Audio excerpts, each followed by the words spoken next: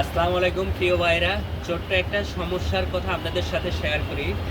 এই যে পাইপটা দেখতেছেন, এটা হলো 1 ইঞ্চি পাইপ দিয়ে আপনার ছাদ ওয়ারিং করা, কিন্তু আপনার নিচে পানি যায় না আজকে 4 দিন থেকে। তো বাড়িওয়ালা আমাদেরকে আজকে ফোন দিছে, এটা তো একটা গার্মেন্টস, এটা একটা ফ্যাক্টরি।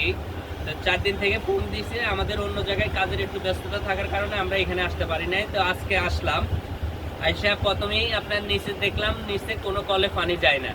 তারপরে উপরে আসলাম, আইসা এই চাবিটা, এই যে চাবিটা এটা চাললাম, এটার ভিতরে আপনার কোনো সমস্যা নাই, চাবি ক্লিয়ার। লাস্টে এই যে পাইপটা আছে, এই পাইপটা ঘুরলাম, এই পাইপের ভিতরে কি পেলাম দেখেন, এই যে ময়লাগুলা পেলাম, এই যে দেখেন এই ময়লাগুলা পেলাম। এগুলা যায় আপনার এলবোর যে গোড়ায় আছে সেই গোড়ায় পুরো ব্লক হয়ে গেছে।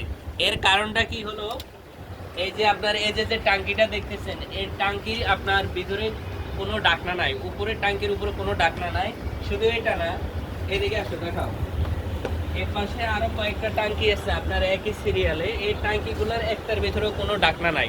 ডাকনা না থাকার কারণে দেখা যায় কি অনেক সময় কাকে অথবা এভাবে আপনার বাতাসে খোলামেলা জায়গা, তো বাতাসে আপনার উড়ে এসে ময়লা এটার ভিতরে পড়ে, সেই ময়লাগুলো অনেক সময় যায় দেখা যায় কি এই পাইপগুলো ব্লক হয়ে যায়। তা আমরা সাধারণত কথা বলি কি, এই যে টাঙ্কিগুলো আছে এগুলা যে ডাকনা আছে, ডাকনা অলওয়েজ ভাবে দিয়ে রাখবেন।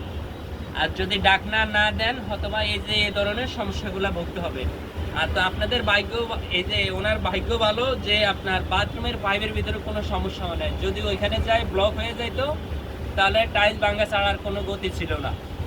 তো আমাদের এই ভিডিওটা করা হলো একজন মানুষকে দেখা যে ওনারা সচেতন হয়, এর জন্যই ভিডিওটা করা। তো ভিডিওটা কেমন হলো অবশ্যই কমেন্টে জানাবেন। ধন্যবাদ।